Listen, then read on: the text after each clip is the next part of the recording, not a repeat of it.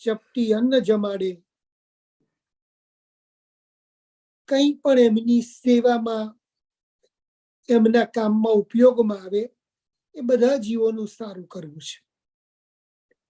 બાપાશ્રી કે એમ કઈ બધાના ગુના અપરાધ સામું ઓછું જોવાય છે અને બધા જીવોના ગુના અપરાધ સામું જોઈએ તો કોટી જન્મે મોક્ષ થાય એમ નથી. બાપાશ્રી તો અહીંયા પ્રગટ થયા છે, આપણા બધાની સાથે જ છે. અને બાપાશ્રી કહે છે કે જેવા અહીંયા છે તેવા આપણે ધામમાં બધા ભેગા રહીશું. ધામમાં ક્યાં ભેગા રહીશું? મહારાજની મૂર્તિમાં. જ્યાં બાપાશ્રી છે ત્યાં બાપાશ્રીને આપણને લઈ જવા છે. બાપાશ્રીની સ્થિતિ છે એવી સ્થિતિ બાપાશ્રીને આપણને આપવી છે. આપણા ઉપરની આ અઢળક દયા છે. હમણાં જ એક સરસ પ્રસંગ વાંચવામાં આવ્યો, પણ એ પહેલા એક વાત કરી દઉં કે આજે જેમ બાપાશ્રીની પ્રાગટ્ય તિથિ છે, આપણે એમનો જન્મ દિવસ ઉજવી રહ્યા છે, એવો જ આજે એક જન્મ દિવસ આપણા વિવેકની ડોટર અને મારી ગ્રાન્ડ ડોટર શ્રીયા, એનો આજે જન્મ દિવસ છે. એટલે આપણે બધાએ અંતરથી ખૂબ ખૂબ બાપાશ્રીને પ્રાર્થના કરીએ અને એને ખૂબ આશીર્વાદ આપીએ. શ્રીયાને હેપી બર્થડે. આપણે વાત કરીએ એમ બાપાશ્રી કહે કે આવા મહામુક્તોને કોઈ ચપટી અન્ન જમાડે. હવે કોઈક ચપટી અન્ન જમાડે. હવે અહીંયા બીજું એક પાત્ર આપણે સાંભળીએ, એમણે બાપાશ્રીને કેટલું અન્ન જમાડ્યું એ જોઈએ. બાપાશ્રીનું પ્રાગટ્ય 1938માં, સંવત 1962માં, એટલે બાપાશ્રીની ઉંમર 24 વર્ષની છે ત્યારે બાપાશ્રી એક વખત ધાંગધ્રા પધારે અને ધાંગધ્રામાં ગણેશભાઈ સોનીના ઘરે બાપાશ્રીએ પધરામણી કરી. ગણેશભાઈના પત્ની ખૂબ ભાવિક હતા. એટલે બાપાશ્રીને થાળ જમાડવા માટે એમણે રોટલા કર્યા. હવે એ ટાઈમના રોટલા એટલે તો ખૂબ જ મોટા અને ખૂબ જ જાડા, બરાબર આમ ટીપેલા રોટલા. એક એક રોટલાનું વજન લગભગ 1 શેર જેટલું, એટલે અબાઉટ 500 ગ્રામ. એવા 3 રોટલા બનાવ્યા.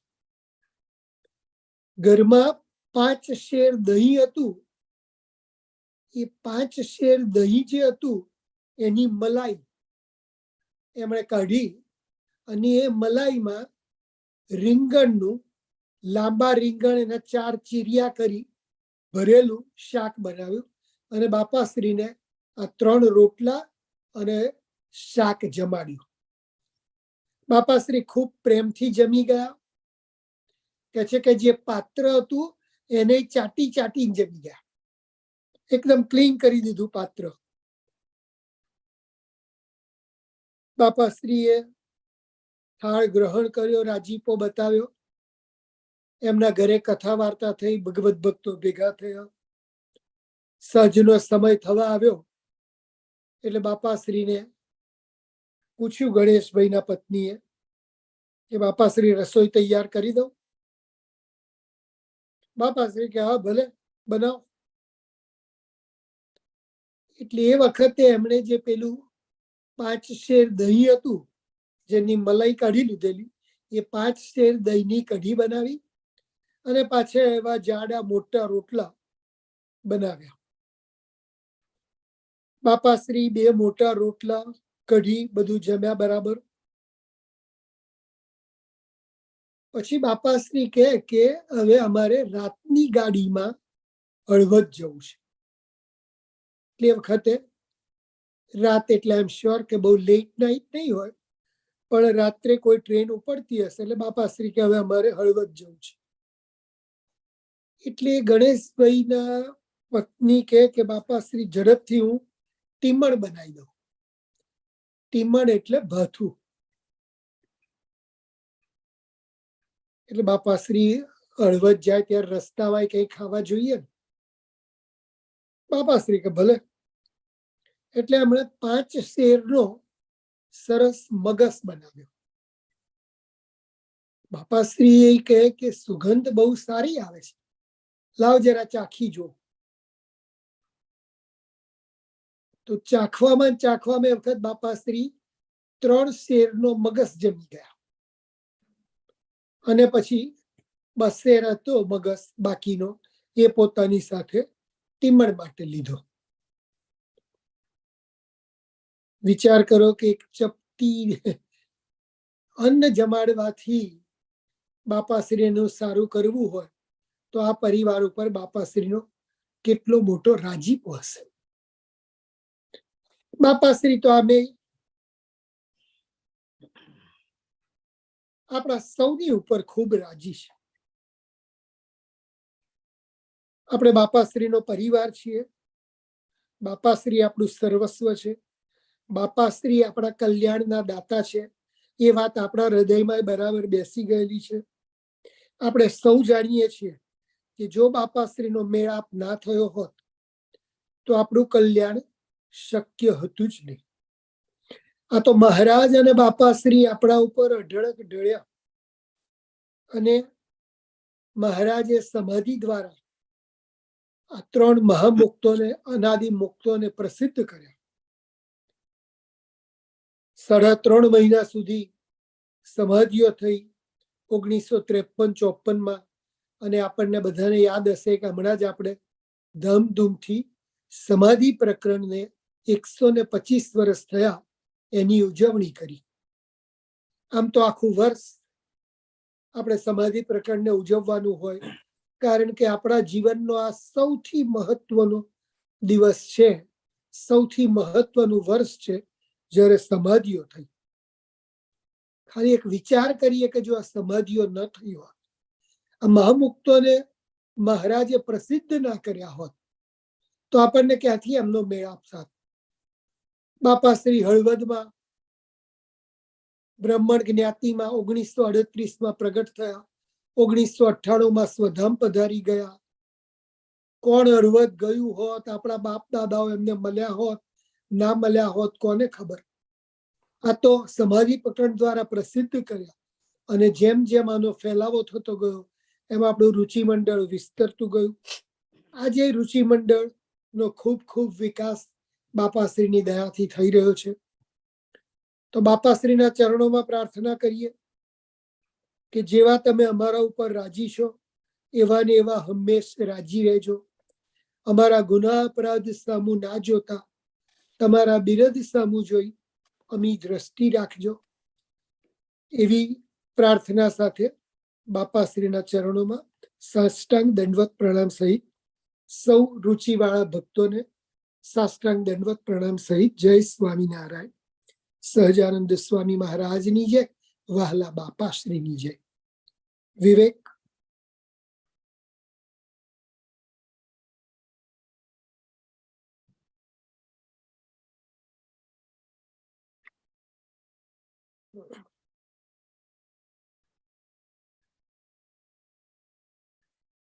Vivek?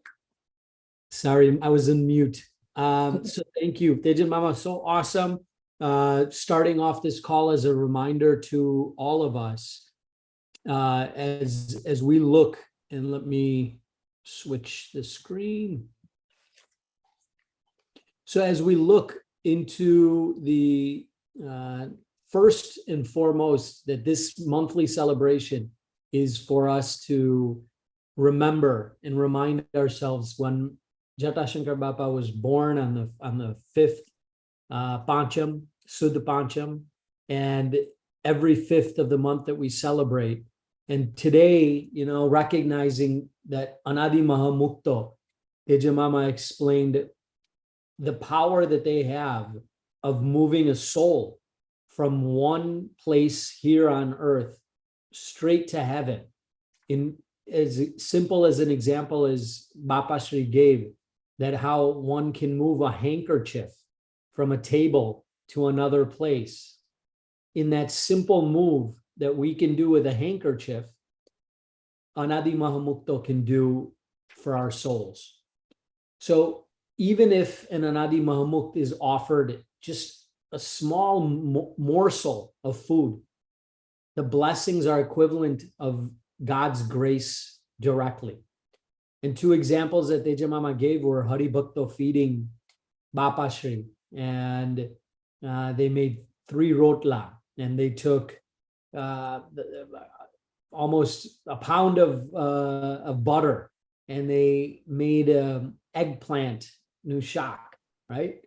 And Bapashri said, even if you give one morsel with the love and affection, that we can obtain the happiness and grace of these Anadi Mahamukto.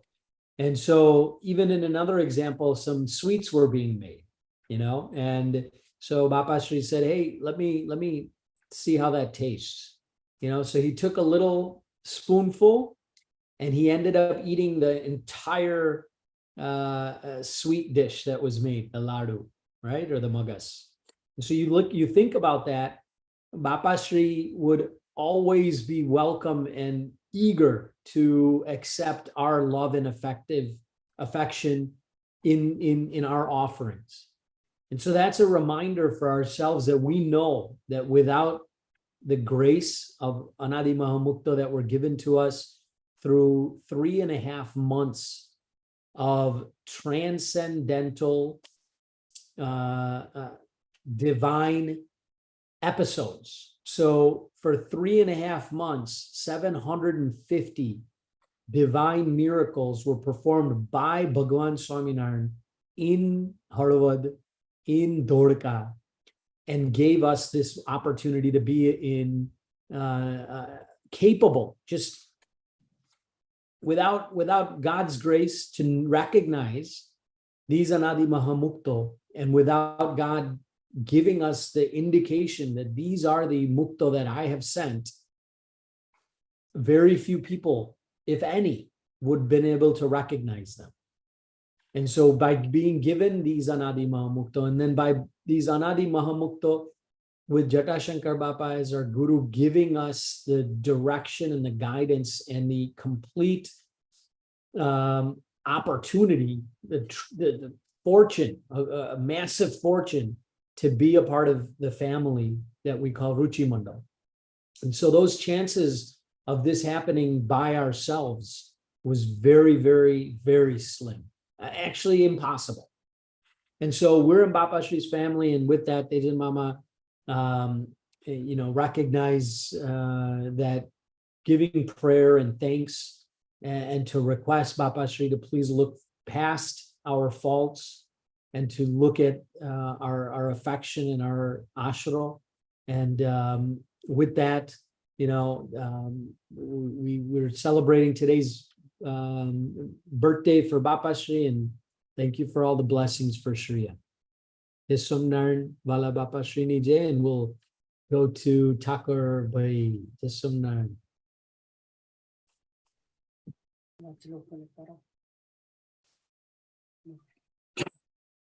સૌને ઘણા ઘણા હેતપૂર્વક જય સ્વામિનારાયણ. વસ્તુગત આપણને આ જોગ જે આપણને મળ્યો છે એ જેવો તેવો નથી. તો આપણે બાળક ન થવું. બાળક ક્યાં સ્વભાવ હશે તો આપણને પૂર્ણતા પામવામાં કઠિનાઈ પડશે. એવા અને જે આપણને મળ્યા છે એવા એકાંતિકનો અવગુણ ન આવે અને તે પર વિશેષ ધ્યાન રાખવું. એમનો સમાગમ કરીએ અને જેવું એમની અનુવૃત્તિ છે એવું આપણું અંગ ન બંધાય તો કાંઠે આવેલું વાહન બુડ્યા જેવું થયું. ચિંતામણી તો જેના હાથમાં આવે તેના મોટા ભાગ્ય, પણ ચિંતામણી છે સાચવવી પડે. કારણ કે ચિંતામણી સાચવવી ઘણી કઠણ છે. જેમ આ લોકનું સુખ આવે તો એ સુખને બાપાના રાજીપામાં રાખવું એ ઘણું કઠિનાઈ ઊભી કરે. એટલે વસ્તુગત એ છે કે ચિંતામણી લાખ વર્ષ ધૂળમાં રાખે તો પણ તેની કિંમત ઘટતી નથી. અધૂરું રહેશે તેને ખોટ ક્યારેય ભાગવાની નથી. માટે આપણું અધૂરું ન રહે એના પર વિશેષ આપણે ખ્યાલ રાખવો. સ્વાંતનો વરસાદ છે એ બહુ કિંમતી પણ છે અને નુકસાનકારી પણ છે. તો નુકસાનકારી કયો?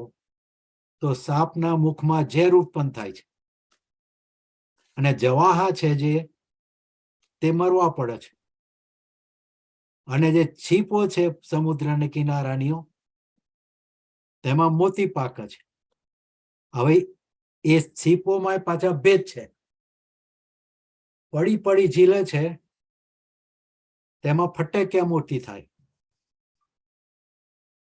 વેત ઉછરીને ઝીલે તેમાં 1,00,000, 2,00,000, 3,00,000 ના પાકે. અને હાથ ઊંચી ઉછરીને ઝીલે તો તેમાં કરોડ ને 2-2 કરોડ ના પાકે.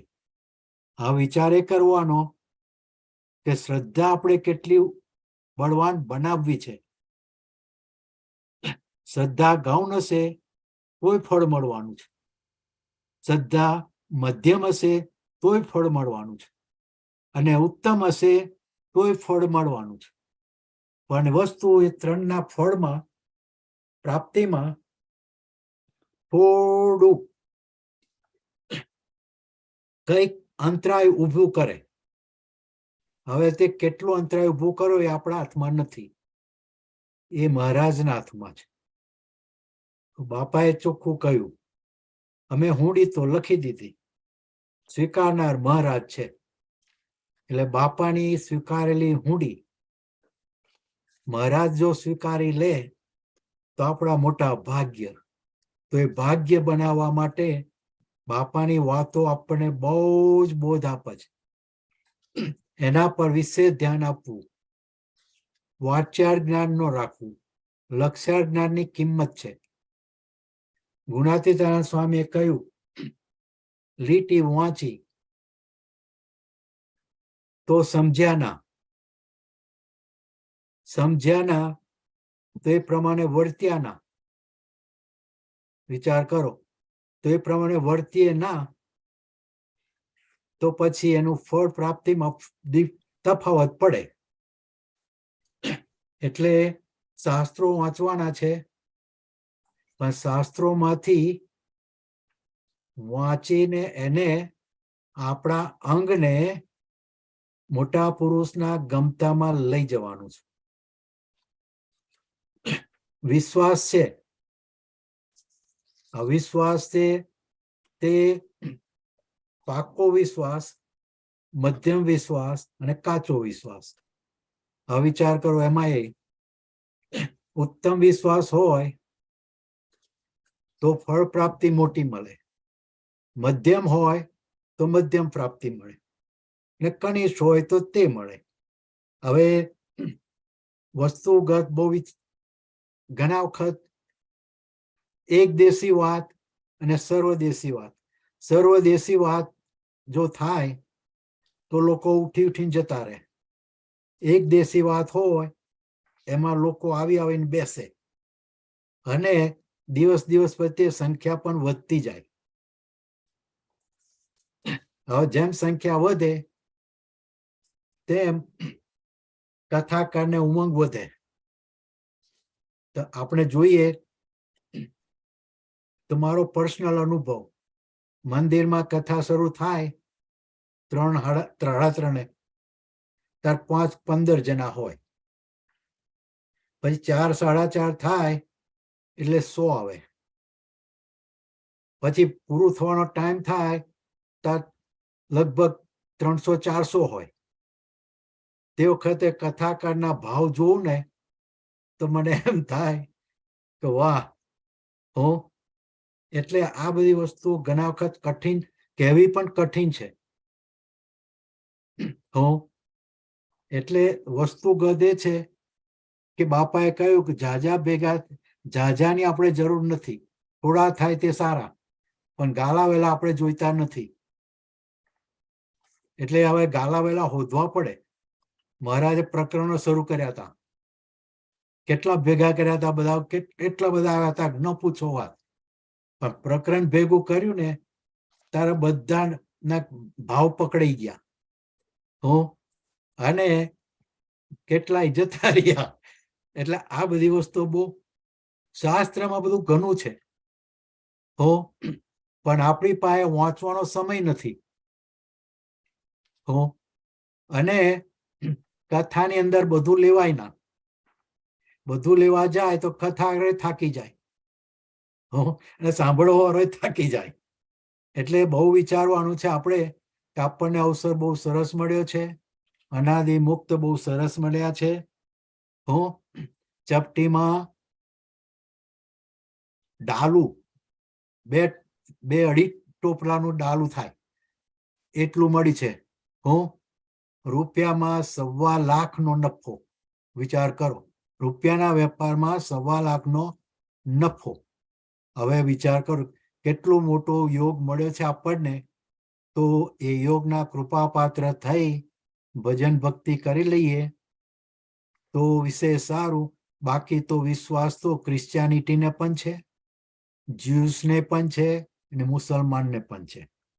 મુસલમાન કહે છે અમે પણ ધામમાં જવાના, ક્રિશ્ચિયન કહે છે કે અમે પણ ધામમાં જવાના, અને જ્યુસ કહે છે કે અમે પણ ધામમાં જવાના. બધા ધામમાં જવાના છે. એમાં પાકી વાત, એમાં કોઈ શક્યતા નથી. પણ ક્યારે જશે એ એમને ખબર નથી, આપણને ખબર નથી. તો એટલે અને સુખ જોઈએ તો સુખ તો બધાના સુખમાં જોઈએ, તપાસ કરીએ તો સુખ એ અધડક જ છે. હો નાસ્તિક પણ અધડક છે ને સામે સુખ એટલું જ છે અધડક.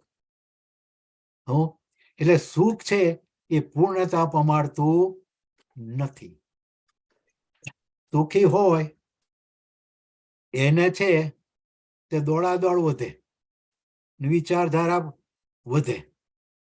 ગરીબ હોય એને છે તે દુઃખની પરિસ્થિતિમાં એની વિચારધારા હળિયાડોટ કરે.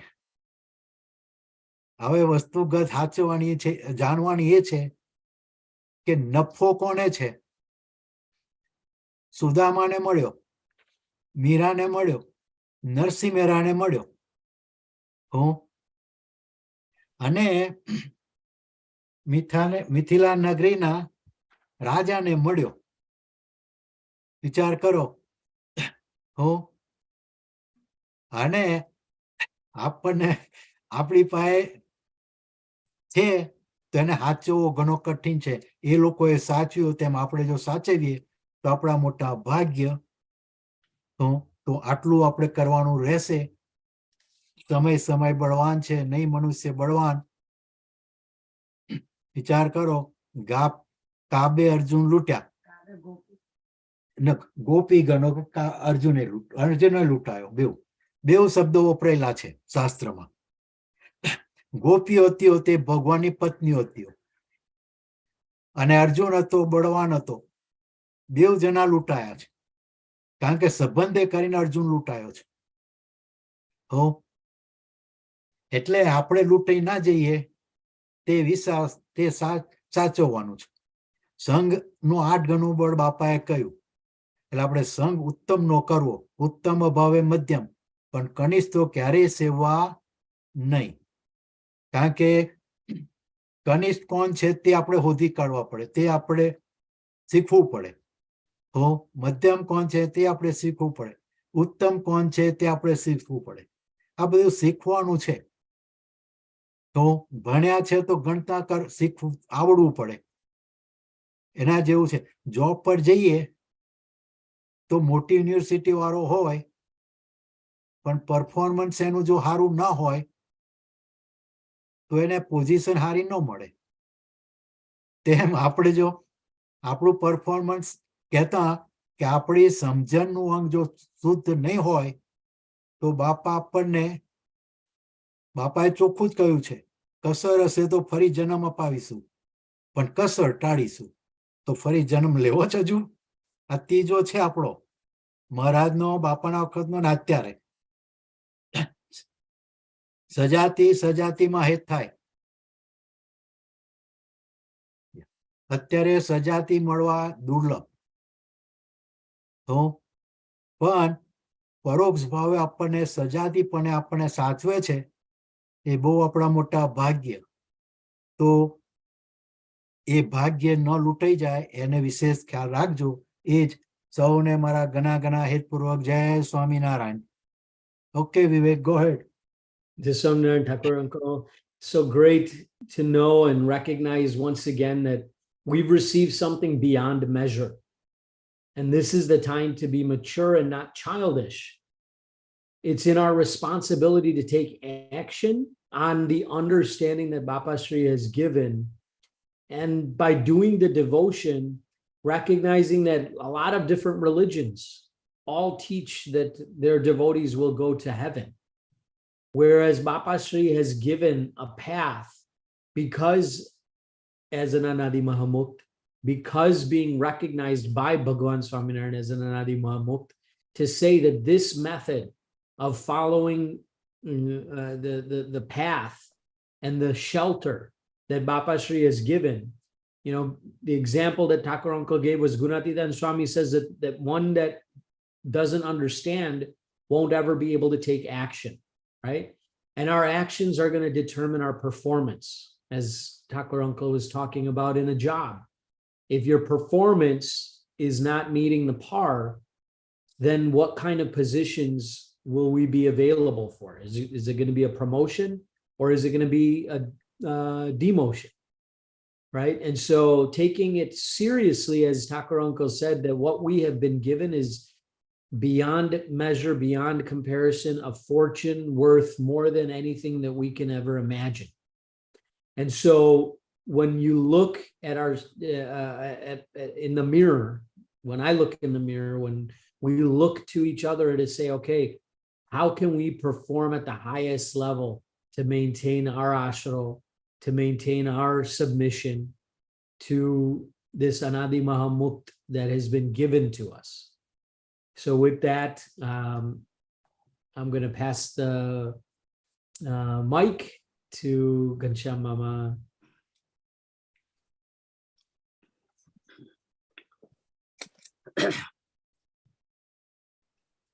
સહજાનંદ સ્વામી મહારાજની જય. અનાદિ મહામુક્તરાજ પૂજ્યપાદ બાપાશ્રી જટાશંકર બાપાશ્રીની જય.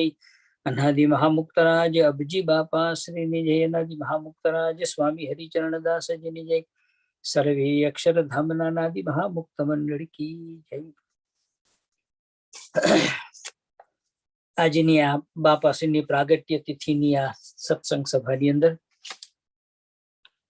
સૌ ઉપસ્થિત નાના મોટા રુચિવાળા ભગવત ભક્તોને જાજા હેતપૂર્વક દંડ પ્રણામ સહિત જય સ્વામિનારાયણ. વાલા બાપાશ્રીની જય થાઓ.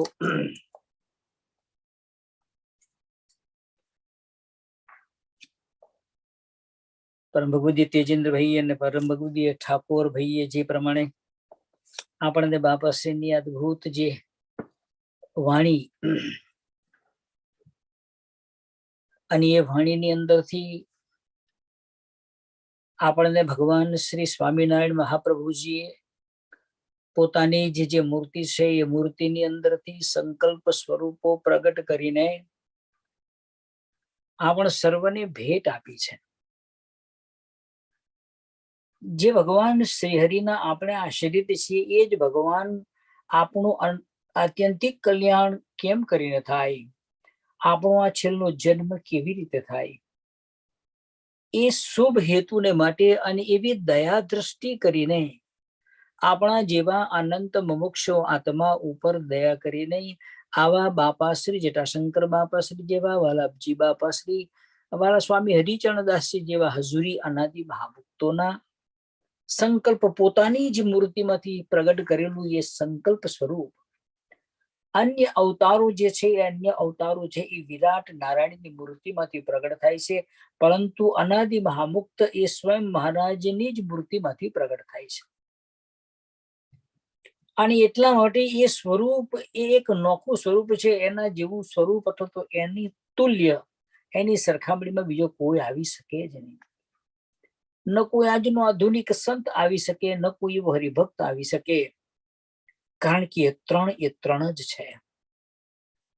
બાપાશ્રીએ પણ પોતાની અદ્ભુત વાતોમાં લખ્યું છે કે આ સત્સંગની અંદર અનાદિ મહામુક્તો તો ફક્ત 3 જ છે. એ જેવા તો બીજા નહીં, બટ એના જેવા બીજા કોઈ છે જ નહીં, જે તમારું મારું અત્યંતિક કલ્યાણ કરનારા છે. અને એ અપાર સ્વરૂપનો દિન પ્રતિદિન આપણા આત્માની અંદર અપાર મહિમા સમજાય. એ સ્વરૂપને આપણે દિન પ્રતિદિન અપાર મોટું ને મોટું સમજીએ. કારણ શું છે કે એ જેવું છે તેવું સ્વરૂપ જો તમને ને મને સમજ્યામાં ન આવે, અને આ સ્વરૂપનો જેવો છે તેવો મહિમા આપણા આત્માની અંદર સ્થિર જો ન થાય, તો આપણું આત્યંતિક કલ્યાણ થવું અઘરું છે. કારણ કે આત્યંતિક કલ્યાણ અને છેલ્લો જન્મ અને ભગવાન શ્રી હરિની મૂર્તિની અંદર રસબસ અનાદિની સ્થિતિમાં રહેવું, એને માટે આ સંકલ્પ સ્વરૂપો જે ભગવાન શ્રી હરિએ તમને ને મને આપ્યા છે, એ તમામ જે સ્વરૂપો છે એ સ્વરૂપોનો જેવો છે તેવો મહિમા આપણા આત્માની અંદર સ્થિર થવો જ જોઈએ. આમાં જેટલી ખોટ, આમાં જેટલી કસર, આમાં જેટલી ખામી, એટલી આપણા આત્યંતિક કલ્યાણમાં ખામી. કલ્યાણ થાય, કલ્યાણ થવાનું જ છે, પરંતુ આત્યંતિક કલ્યાણ અને બાપાશ્રીને તમને મને જે સુખમાં લઈ જવા છે, એ સુખની અંદર ફેરફાર પડી જવાનો. કારણ કે પરમ ભગવતી ઠાકોર ભાઈ એકમ કેટલાક ઉત્તમ પણ છે, કેટલાક મધ્યમ પણ છે, કેટલાક કનિષ્ઠ પણ છે. તો શું બધાની એક સરખા સુખની પ્રાપ્તિ થવાની છે? અને એટલા માટે એવું સ્વરૂપ જયારે ભગવાન શ્રી હરિએ તમને ને મને આપ્યું હોય,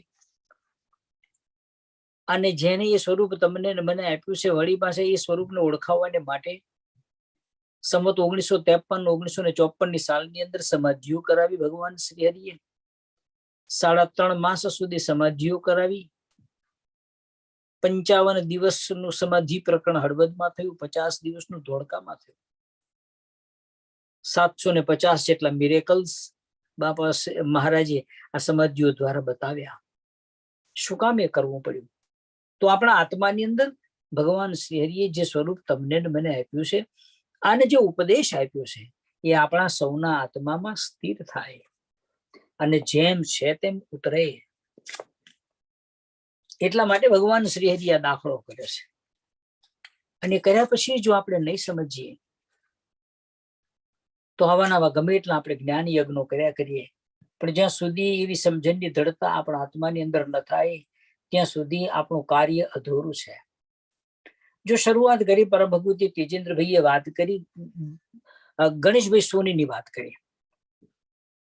એ ગણેશભાઈ સોની અને એમના પત્ની કેટલા પ્રેમાળ અને કેટલા પ્રેમી ભક્તો છે. જે ગણેશભાઈ સોની એ પુરુષોત્તમ ઓઝા એમના મિત્ર,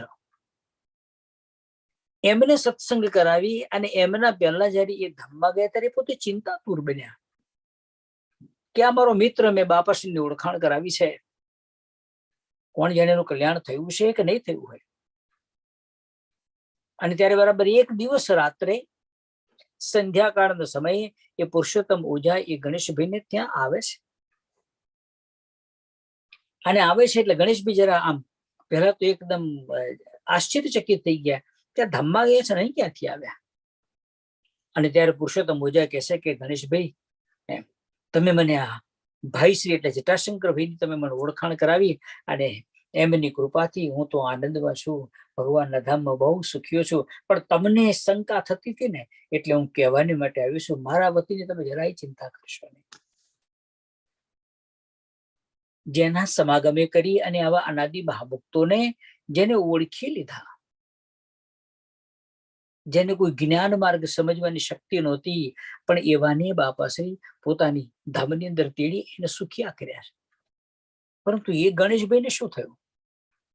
કેવો જોગ અને કેવો સંગ થાય છે તેની વાત તમે જો અધ્યાય 14 ની અંદર આ વાત લખી છે બાપાશ્રીની, આ જેને કેમ કે જીવન અને કવન, એની અંદર અધ્યાય 14 માં એ વાત લખેલી છે કે ધાંગધ્રાના ગણેશ સોની એ ભાઈશ્રીની બહુ સેવા કરી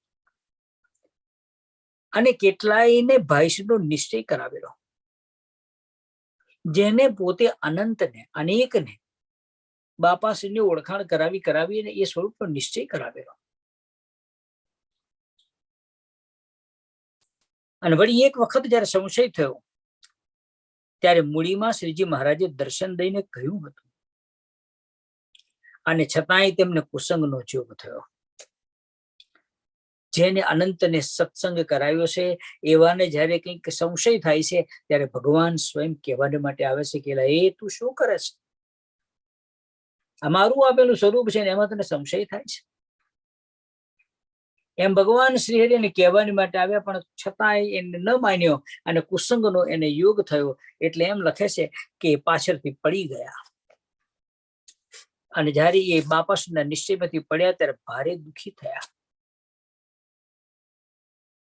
તે 1974 માં સંવત 1974 સંવત 1974 માં એ કરાચીમાં હતા, અને કરાચીમાં મૂર્તિ પ્રતિષ્ઠા થઈ. અને તે વખતે શોભાયાત્રા નીકળેલી અને ઠાકોરજીને પોતાને ઘેર પધરાવ્યા, આરતી ઉતારી. ત્યારે ગણેશભાઈના પત્ની છે તેને એવા દર્શન થયા કે બાપાશ્રી આરતી ઉતારી રહ્યા છે. તે બાઈ તદ્દન સાજા હતા, શરીરમાં કોઈ રોગ નહોતો. તેને ભાઈશ્રીએ કહ્યું, એટલે કે જટાશંકર બાપાશ્રીએ કહ્યું, આજે રાત્રે તને ધામમાં તેડી જવા છે. એમ કહીને બાપાશ્રી અદૃશ્ય થયા. રાત્રે 11 વાગે અચાનક મંદવાડ એટલે તાવ આવ્યો છે. શ્રીજી મહારાજ દાઢીવાળા બ્રહ્મચારી દીઠા, મુરજી બ્રહ્મચારી કહે, અમે તમારે ત્યાં ઘણી વાર જમ્યા છીએ, તે તમને તેડવાની માટે આવ્યા છીએ. તે બાઈ કહે, તમે કોણ? ભાઈશ્રી? તો કે હા. અને રાત્રે 12 વાગે ગણેશભાઈના પત્ની ધામમાં ગયા. એનું કારણ લખ્યું છે, રાત્રે 12 વાગે એ તેનો દેહ પડ્યો, તે બાઈને અવગુણ ન હતો, તો તેને ધામમાં તેડી ગયા. પણ પતિના રવાડે ચડી અને જો એને પણ જો અભાવ કે એને કઈ દ્રોહ કરી દીધો હોય તો એનું એ કલ્યાણ બગડે. પણ ગણેશભાઈને અભાવ આવ્યો હતો, પણ એમના પત્નીને નહોતો, તો એને તેડી ગયા. ત્યારબાદ ગણેશભાઈ સોની વડોદરા આવે છે, અને ત્યાં સ્વામી હરિજીવનદાસજી સાધુનો સમાગમ થયો સંવત 1982 માં, 1982 માં.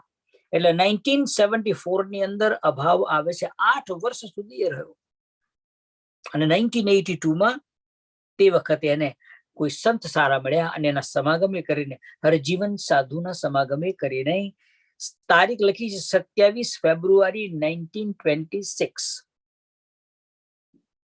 શનિવારના દિવસે હુતાશની એટલે હોળીનો દિવસ છે. અને તે વખતે પોતે પારીખામાં હતા, અને પારીખામાં ચંદનની વૃષ્ટિ જયારે જોઈ ત્યારે પોતાનું જે અભાવ હતો એ નીકળ્યો, અને પ્રથમના જેવા પોતે સારા ભક્ત થયા. એટલા માટે બાપાશ્રી કહે છે કે કુસંગે કરીને જીવનું બગડી જાય છે. એટલા માટે આપણને આવો સંગ, કેવો સંગ, જેને આ બ્રહ્માંડમાં શું આવા ભગવાન સ્વામિનારાયણની મૂર્તિ સુધી કોઈને આ સંગ નથી, એવો સમાગમ આજે તમારી ને મારી પાસે છે. ગુણાતીતાનંદ સ્વામીની વાતોનો અભ્યાસ કરીએ તો તમને ને મને એટલી ખબર પડે કે મહારાજનો એકાંતિક ભક્ત બને. એકાંતિક ભક્ત થવું એટલે જેમ કન્સ્ટ્રક્શન જયારે થાય, મંદિરનું નિર્માણ થાય અને ભવ્ય મંદિરની નિર્માણ થઈ જાય, અને મંદિર જયારે પૂર્ણ થાય ત્યારે એનું જે સિંહાસન છે એ સિંહાસનની અંદર મૂર્તિ પધરાવાય છે. જ્યારે એ મંદિરનું બાંધકામ ચાલુ હોય ત્યારે મૂર્તિ ન પધરાવાય, પણ જ્યારે સંપૂર્ણ થઈ જાય ત્યારે એમાં મૂર્તિ પધરાવાય છે. એમ જે ભગવાનનો એકાંતિક ભક્ત થાય છે તો એ કેમ થયો? તો કે જેમ મંદિર તૈયાર થયું ને મૂર્તિ પધરાવવાની તૈયારી થઈ, એમ એવું એકાંતિકપણું એને આવ્યું, એટલે ભગવાન શ્રી હરિની મૂર્તિ અને આત્માની અંદર આવવા માટેનું સ્થાન નક્કી થઈ ગયું. આવા એકાંતિક ભક્તો, પરમ એકાંતિક ભક્તો એ છે જે ભગવાન શ્રી હરિની મૂર્તિ સિવાય બીજું કઈ જોતા જ નથી. આવા એકાંતિક અને પરમ એકાંતિક ભક્તો એ પણ આવા અનાદિના સમાગમે કરીને, જો આ સમજવા જેવી બાબતો, બહુ અદભુત વાત લખી છે બાપાશ્રી, અબજી બાપાશ્રી, સ્વામીએ, ગોપાળાનંદ સ્વામી, ગુણાતીતાનંદ સ્વામી, બધાએ પોતાની વાતોમાં લખ્યું છે. સ્વામિનારાયણની મૂર્તિની પ્રાપ્તિ કરવાને માટે અનાદિ મહામુક્તનો સમાગમ અને જોગ મન કર્મ વચને કરવો બહુ જરૂરી છે. અને એ જોગ જ્યાં સુધી તમને મને ન થાય ત્યાં સુધી આપણું કલ્યાણ ક્યારેય થતું નથી. જો મુમુક્ષુ પણ ઉદય કેમ થાય છે? તો કે અનાદિ મહામુક્તોના જોગનો, અનાદિ મહામુક્તોનો જરાક જેટલું પ્રસંગ, કાં તો એને બે હાથ જોડ્યા હોય, કાં તો એને પ્રસાદીનો સ્પર્શ વાળો પવન અડ્યો હોય, કાં તો એને ઝડપાયું હોય, કાં તો એને ગુણ લીધો હોય, કાં તો એને સેવા કરી હોય. જેનો આ જન્મ થયો છે આ સત્સંગની અંદર, જે ભગવાનનું ભજન કરવા માટે જન્મ્યો છે, એવો જે મુમુક્ષુ આત્મા, એ મુમુક્ષુ આત્માની જે મુમુક્ષુતા જે છે એને કાઢનારા જે છે, મુમુક્ષુતાને ઉદય કરનારા જે છે, એ પણ બાપાશ્રી જેવા અનાદિ મહામુક્ત છે. જન્મે આપણે આના બાપાશ્રીના જોગમાં આવ્યા તો આપણી મુમુક્ષુતા ઉદય થઈ. જો આ બાપાશ્રીના જોગમાં આપણે ના આવ્યા હોત તો આ બ્રહ્માંડમાં જેટલા આવે છે બધા ભગવાનનું ભજન કરવા માટે જ આવે છે. પરંતુ આવા મોટાનો સમાગમ કરીને જો મુમુક્ષુતા ઉદય થાય તો એ માર્ગની ઉપર સીધે સીધો ચડે છે. એનો સમાગમ કરતા કરતા મુમુક્ષુતા ઉદય થઈ, વધુ ને વધુ સમાગમ કરતો જાય, ભગવાનનો એકાંતિક ભક્ત બને છે. એથી વિશેષ સમાગમ કરતો જાય છે અને એથી વધારે હેત અનાદિ મહામુક્તમાં કરતો જાય છે, ત્યારે એકાંતિકની સ્થિતિમાંથી પરમ એકાંતિકની સ્થિતિમાં જાય છે. અને જ્યારે જેવું છે તેવું હેત આવા, જેને બાપાશ્રીએ લખ્યું કે ભગવદીમાં હેત એનું જ નામ સત્સંગ છે. એ ભગવદી એટલે હું નહીં, અને ભગવદી એટલે તમે નહીં. ભગવદી એટલે અનાદિ મહામુક્ત, જેને આપણને શબ્દ આપ્યો છે કે તમે મારા ભગવદી છો. એનું કારણ આપણે એના આશ્રિત છીએ, એટલા માટે આપણને એને ભગવદી કહ્યા. બાકી ખરેખરો અર્થ જે છે એ ભગવદીનો અર્થ છે અનાદિ મહામુક્ત. અને એટલા માટે બાપાશ્રીએ પોતાની વાતોમાં લખ્યું, ભગવદીમાં હેત, હેત એ જ સત્સંગ. અને એવું જયારે હેત અનાદિ મહામુક્તમાં થાય ત્યારે અનાદિની સ્થિતિમાં જાય છે. જો ગુણાતીતાનંદ સ્વામીએ પોતાની વાતોમાં લખ્યું છે કે ભગવાનનો આવો મુમુક્ષુ આત્મા આવા અનાદિ મહામુક્તોનો જોગ કરીએ અને એને વિશેનો સમાગમ કરતા કરતા, એની વિશે હેત કરતા કરતા એકાંતિક સ્થિતિ સુધી જાય, પરમ એકાંતિક સ્થિતિ સુધી જાય તો એ ભગવાન કે એને અમે અક્ષરધામમાં તેડી જઈએ છીએ. અને અમારા અક્ષરધામની અંદર મહારાજ કે અમારી આ દિવ્ય મૂર્તિ, અમે બિરાજમાન છીએ અને અમારી ચારેય બાજુ અનાદિ મહામુક્તો વીંટળાઈને બેઠા છે. પરથારાનું વચનામૃત વાંચી લેવાનું, અક્ષરધામનું વર્ણન કર્યું છે. અને એ મહામુક્તોની સભા ભરીને જે બેઠી છે એમાં અનાદિ મહામુક્તરાજ ગોપાળાનંદ સ્વામી ત્યાં પધારી અને બધાને કથા અને વાર્તા કરાવી અને સત્સંગ કરાવે છે. કોઈ દિવસ આપણને ક્યારે પ્રશ્ન ન થયો. આવા મહામુક્ત ગુણાતીતાનંદ સ્વામી જેવા પોતાની વાતોમાં લખે કે અક્ષરધામની અંદર ગયા પછી કલ્પોના કલ્પ, એટલે કરોડો કરોડો જન્મ, કરોડો કરોડો વર્ષો વીતી જાય, અનંત યુગ વીતી જાય એની અંદર. કારણ કે એક કલ્પનો અર્થ કેટલો છે ખબર છે? સતયુગ, દ્વાપર યુગ, ત્રેતાયુગ અને કળિયુગ, આવા 4 યુગ સંપૂર્ણ થાય ત્યારે એની એક ચોકડી કહેવામાં આવે. અને એવી 1000 ચોકડી જયારે જાય ત્યારે એને એક કલ્પ કહેવામાં આવે. સ્વામી લખે છે કે અક્ષરધામની અંદર જયારે આવા અનાદિ મહામુક્તોનું સમાગમ કરી અને મુમુક્ષુ એકાંતિક અને પરમ એકાંતિક સ્થિતિમાં જાય ત્યારે એ અનાદિ મહામુક્ત એ ભગવાન સ્વામિનારાયણના અક્ષરધામમાં જાય છે.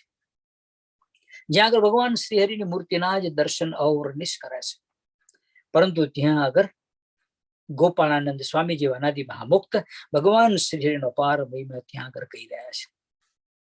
વિચાર તો કરીએ, જે અક્ષરધામમાં ગયા પછી ત્યાં આગળ મહારાજ પોતાના ગોપાળાનંદ સ્વામી દ્વારા એ બધા એકાંતિક અને પરમ એકાંતિકને જો સત્સંગ કરાવતા હોય તો શું કામ સત્સંગ કરાવતા હશે? એનું કારણ એટલું જ છે કે એમને હજુ અનાદિની સ્થિતિમાં જવાનું બાકી છે. અને એટલા માટે એવા અનાદિ મહામુક્ત જે બ્રહ્માંડની અંદર પ્રગટ થાય છે ત્યાં વળી પાછા તેમને જન્મ આપે છે. અને એટલા જ માટે બધાને મારી નમ્ર વિનંતી છે, હું હાથ જોડીને વારે વારે કહું છું, આ કોઈ તમારા મારા ગુરુ નથી. ગુરુ તો જગતમાં બહુ ફરે છે. કપડેથી વીંટાયેલા ગુરુઓ છે ને કપડા વગરના ગુરુઓ છે. માટે એને ગુરુ ન કહેવા. આ કોઈ એવું તત્વ નથી કે જે તમને ખાલી ઉપદેશ આપી દે, તમને શીખવાડી દે. આ મહારાજે તમને એ તત્વ આપ્યું છે અને તમને મને એ તત્વ આપ્યું છે કે જે તત્વ તમને ને મને શીખવાડે નહીં, એ તમારી માં છે, તમારો બાપ છે. માતા બનીને તમને સાપ કરે છે કે જ્ઞાન આપે છે. પિતા બનીને તમારું પોષણ કરે છે, એ જ્ઞાનને જીવમાં ઉતારી અને કેમ કરીને દિવસે દિવસે આત્મા વૃદ્ધિને પામે. અને એમ કરતા કરતા એને પાત્ર કરીને ભગવાન શ્રીની મૂર્તિમાં રસબસ મૂકી દેશે. જ્યાં સુધી એ સ્થિતિ નહીં થાય ત્યાં સુધી જન્મ અને મરણ ક્યારેય નહીં જાય. અને એટલા જ માટે બાપાશ્રીનું આ પ્રાગટ્ય છે. અને મહારાજ એટલા માટે પધાર્યા અને તમને ને મને આ સમાધિઓ દ્વારા આ 3 મહામુક્તની ઓળખાણ આપી. આનું સમાગમ કરજો, એની સેવા કરજો, એ કહે છે એ પ્રમાણે કરજો. એ મારું જ સ્વયં છે, હું સ્વયં એ સ્વરૂપની અંદર રહી રહ્યો છું. અને એની બધી જ બાપાશ્રી બોલે છે, મહામુક્ત અનાદિ મહામુક્તની 14 ઇન્દ્રિયોમાં રહી અને એની ક્રિયાના કરતલ સ્વયં ભગવાન સ્વામિનારાયણ પોતે છે. એવું આ સ્વરૂપ જેની દરેક ક્રિયાની અંદર દરેક ઇન્દ્રિયોમાં રહી અને મહારાજ સ્વયં કાર્ય કરતા હોય. એ જયારે જમતા હોય ત્યારે મહારાજ જમતા હોય, એ પોડતા હોય ત્યારે મહારાજ પોડતા હોય, એ ચાલતા હોય ત્યારે મહારાજ ચાલતા હોય. અને એ જયારે કોઈને ઉપદેશ આલતા હોય, કથા અને વાર્તા ને જ્ઞાન યજ્ઞ કરતા હોય ત્યારે સ્વયં મહારાજ એ જ્ઞાન યજ્ઞ કરતા હોય. આવો ભાવ જ્યાં સુધી તમને મને ન પ્રગટ થાય ત્યાં સુધી આ તમને મને મળ્યા છે તોય નથી જ મળ્યા. જેને ઓળખતા નથી એને મળ્યા નથી, અને આપણને ઓળખ્યા પછી પણ આપણને મળ્યા નથી.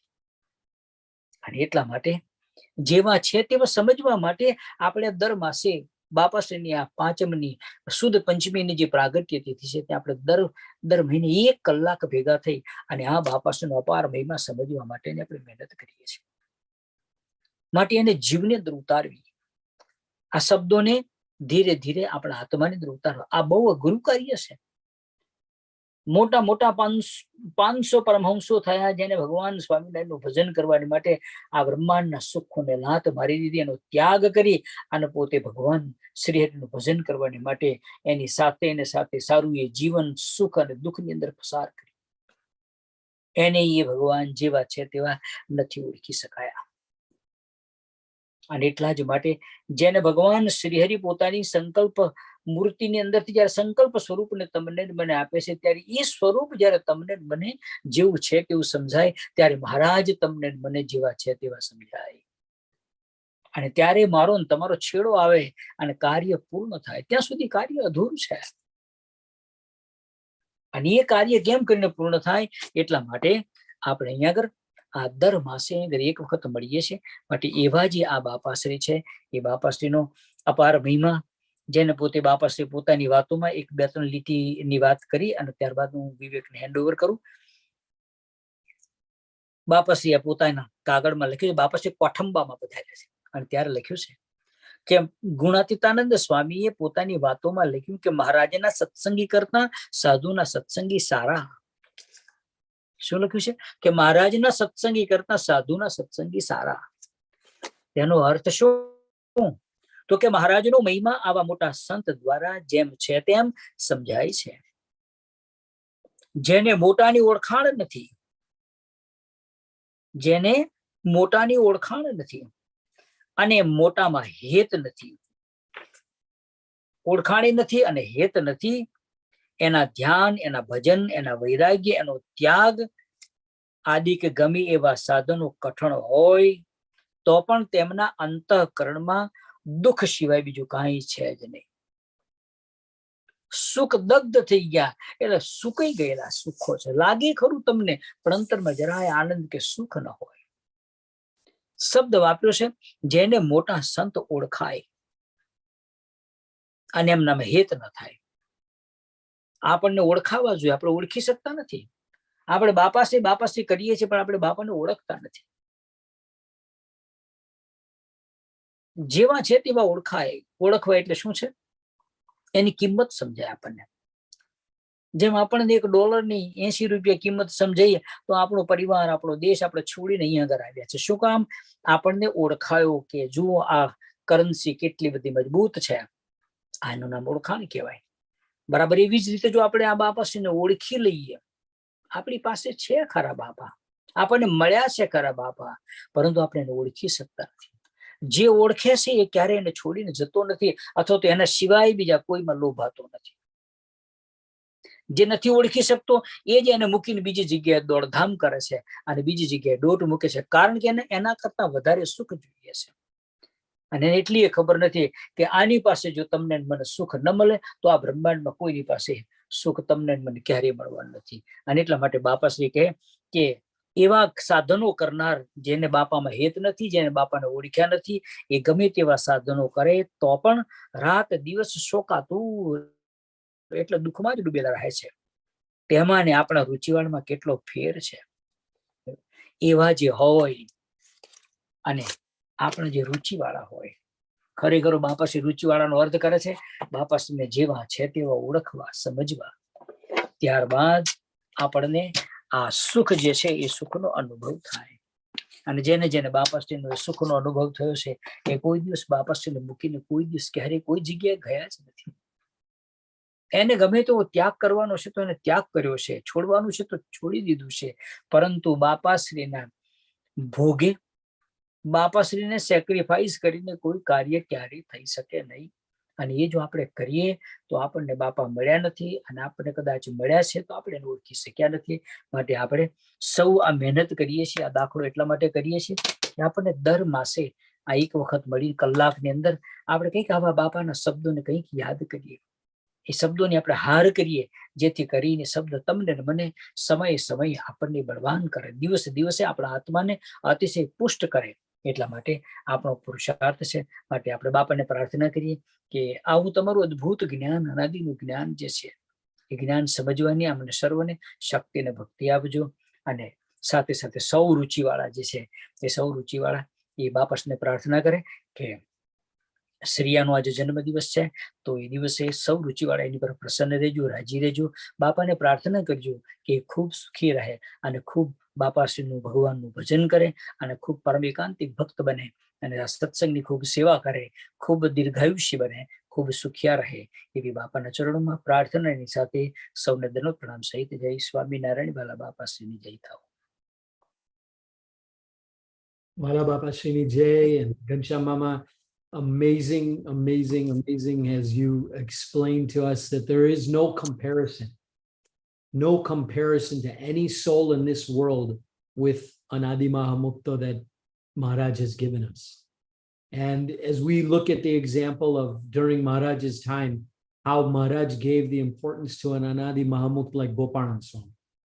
And in your example with what Ganesh Bhai Soni, so profound. So Ganesh Bhai Soni was the example of the devotees that fed Bapashri, as Tejan Mama spoke of earlier. And this same Ganesh Bhai Soni would help so many people to come towards Bapashri. And one Purushottam Oza was brought to Bapashri. And when Purushottam Oza passed away, Ganesh Bhai Soni began to wonder, I know he became close with Bapashri, but did he get liberated? Did he get Kalyan? So Purushottam Oza actually came back from Akshardham because of his devotion and his connection with Bapashri. He went to Akshardham. But with Ganesh Bhai Soni thinking what happened, he came back and said, I'm so grateful that you gave me this Anadi Mahamukta to recognize and to associate. And from there, I wanted you to know, because you're doubting, I'm in Akshardham and the happiest I can ever imagine being. But the problem became that Ganesh Bhai Soni himself, who is bringing people to help Bapa get to Akshardham, or for devotees to learn about Bapashri and get to Akshardham, himself found some fault and lost the connection. And in Vikram Samvat 1974, when the Karachi Murti Pratishtha was happening, he had found some issue or fault and left Bapashri, internally or externally.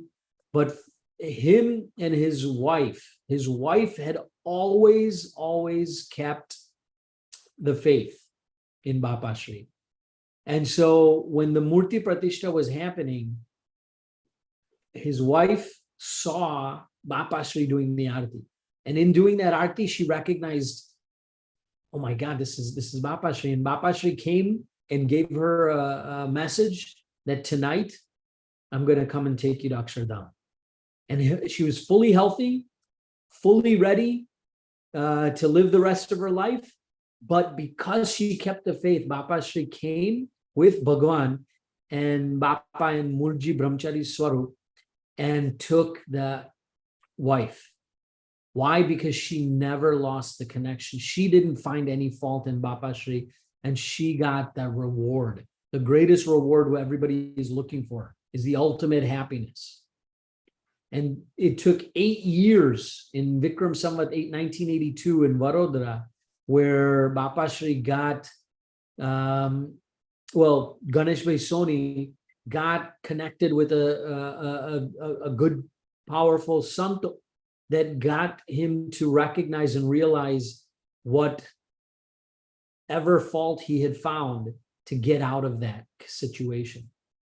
And so it took 8 years for him. And the reality is, if that didn't happen, somebody as close that was recognizing Bapashri and bringing others to Bapashri, and then all of a sudden, because of bad association, this can happen.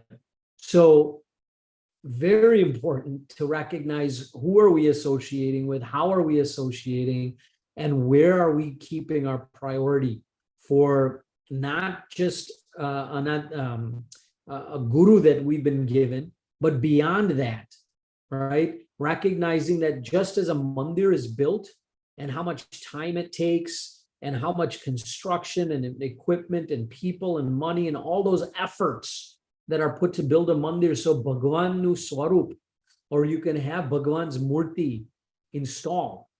It's the same effort, the faith, the strength to house the form of God inside us.